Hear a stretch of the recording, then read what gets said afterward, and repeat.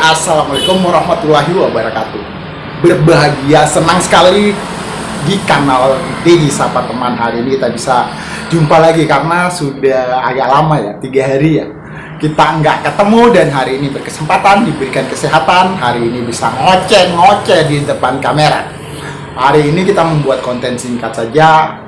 Apa saja yang akan kita bincangkan? Ya semuanya tentang prestasi olahraga sepak bola Indonesia. Semalam kita nonton helatan badminton, jadi All England sudah digelar dan semalam sudah menyelesaikan putaran 16 besar, dan hari ini adalah 8 besar atau per-4 final. Pertandingan yang sangat-sangat seru terjadi antara pasangan double, ganda putra Indonesia hadapi ganda putra Jepang. Wow, serunya sampai kebayang-bayang sampai sekarang. Fajar Alfian dikalahkan oleh pasangan baru dari Korea, dan itu sangat-sangat menyakitkan. Di game pertama Fajar Alfian dikalahkan dengan skor 21-18, sementara di set kedua pertandingan berdurasi panjang mengumpulkan skor untuk kemenangan Fajar Alfian 27-25. Sementara di set ketiga juga demikian.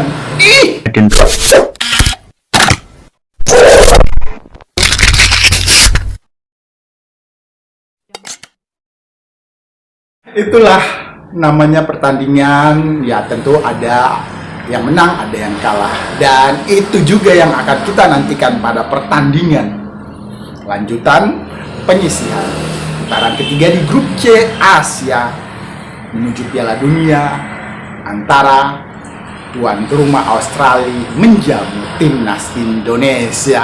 Kabar-kabar terbaru adalah Martin Paes sudah terbang menuju Australia ke Sydney tepatnya, menempuh perjalanan sekitar 13.000 km dan membutuhkan waktu sekitar 17 jam. Sementara itu 3 skuad baru dinaturalisasi sudah menyelesaikan proses perpindahan federasi seperti Emil Audero, Den Jens, dan Ju PPC. Kita berharap mereka yang baru dinaturalisasi bisa langsung bergabung dan menyesuaikan dengan skuad timnas Indonesia, karena ini adalah laga yang ke-7 hadapi tuan rumah Australia. Semoga saja kemenangan besar bisa kita dapatkan. Kalaupun kemenangan besar karena kita tim tamu, jadi sebenarnya apa yang terjadi dengan tim Australia harusnya bisa dibaca oleh kerabat kerja atau tim kepelatihan yang dibawa oleh coach Patrick Kluivert. Dalam suasana bulan suci Ramadan, ada beberapa pemain Indonesia yang melakukan ibadah puasa dan sudah dibaca juga oleh coach Patrick Kluivert, hingga asupan nutrisi yang diberikan kepada pemain-pemain kita ya tentunya berbeda ataupun lebih dipush untuk tetap bisa dalam kondisi maksimal, keadaan dan kondisi yang fit, yang prima, bisa melakoni laga hadapi tim kanguru Australia. Semalam dan kemarin skuad Garuda Indonesia ataupun para pemain yang masih di Eropa sudah menyelesaikan segala macam administrasi di klub ataupun pertandingan di klub sudah berakhir, dan kemungkinannya akan bergabung pada hari besok di tanggal 15. Menurut kabar yang tersiar, soalnya kabar ini banyakkan hoax. Kalau kita membuka sosial media ataupun berita-berita online, kebanyakan tuh hoax. Jadi kita memberitakan yang terseleksi dan ya berusaha untuk menampilkan ya berita yang minim hoax dan tambahan sari manis, pemanis buatan.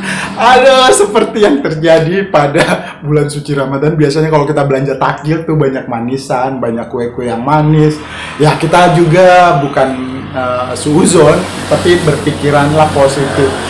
Em, Kalau bisa sih kita mengkonsumsi makanan-makanan ya jenis yang tanpa mengandung pengawet dan pemanis buatan. Kok jadi kesana? Ya karena suasananya masih bulan suci Ramadan. Jadi ngoceh hari ini bercampur bau apa sih isinya? Nggak jelas kayak gini.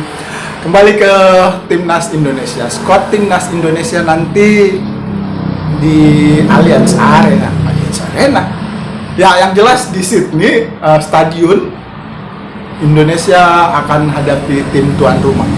Ini adalah laga yang sangat-sangat krusial, tapi menurut kabar dan tersiar kabar, pendukung ataupun supporter Indonesia sudah berhasil mendapatkan tiket sekitar 10.000 tiket. Dan itu bisa membentuk ataupun menjadikan semangat baru nanti di stadion ketika Indonesia hadapi Australia. Sebagai hamba yang bersyukur, patutlah kita bersyukur apapun yang terjadi di tim nasional Indonesia, skuad Garuda menghadapi Australia nanti, kita harus tetap bersyukur. Tapi yang jelas kita terus berdoa dan mendukung serta sangat-sangat mengharapkan kemenangan bisa kita bawa pulang ke Indonesia. Ya ini bulan suci Ramadan, doa kita semoga dijaga oleh Allah Subhanahu wa Ta'ala. Australia tentu saja tidak tinggal diam, mereka sudah mempersiapkan. Berbeda dengan tim yang akan kita hadapi di Stadion Utama Gelora Bung Karno nanti, tim Bahrain mereka jauh-jauh hari sudah mempersiapkan diri. Karena di laga besok tanggal 20 mereka akan bertandang ke Jepang. Dan semangat mereka sebagai juara Piala Teluk masih berkobar hingga sesumbar di mana-mana.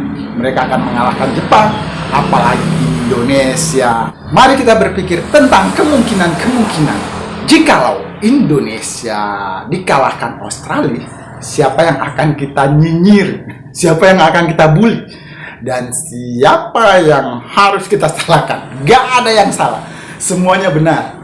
Dan kemungkinan Indonesia dikalahkan Australia sangat tipis dengan melihat komposisi pemain skuad timnas Indonesia kali ini.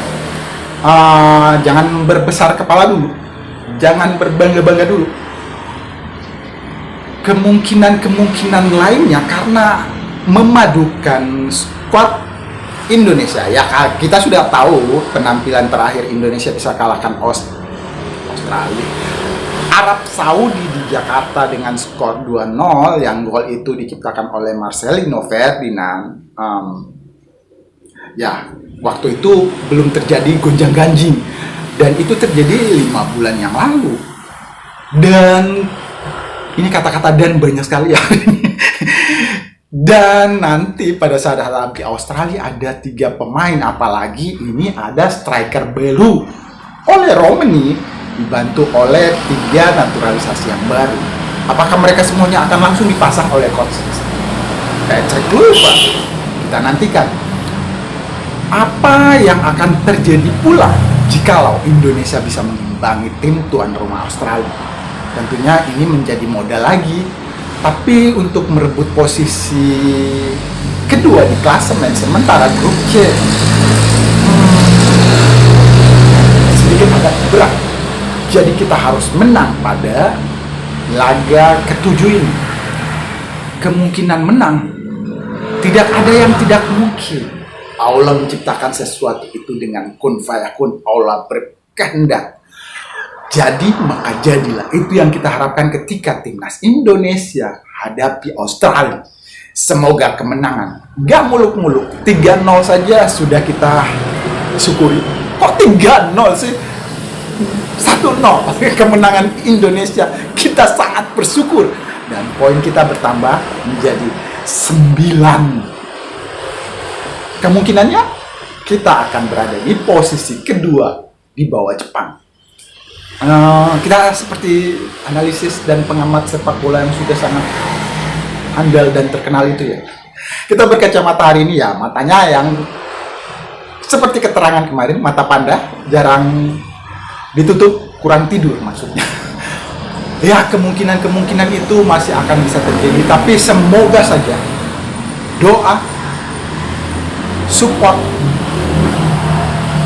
semuanya kita serahkan kepada Yang Maha Kuasa, dan kita mengharapkan tim kepelatihan skuad timnas Indonesia kali ini benar-benar bekerja keras meramu pasukan skuad timnas yang handal dan diperhitungkan. Ya, karena apa yang akan terjadi bila saja kita hanya bisa mengimbangi tim Australia, sementara ada sekitar 149 negara berebut hak siar untuk menyiarkan pertandingan ini. Kita harus menang hadapi Australia. 5 hari lagi kita tunggu kabar-kabar yang terbaru lainnya besok. Terima kasih sudah menyimak kanal Dedi Sapa Teman hari ini. Membuka kacamata nih, pamit. Sekali lagi tetap dukung dan doakan timnas Indonesia di Piala Dunia 2026 tanpa harus melalui putaran keempat, lolos langsung dampingi Jepang. Sekali lagi terima kasih. Assalamualaikum warahmatullahi wabarakatuh.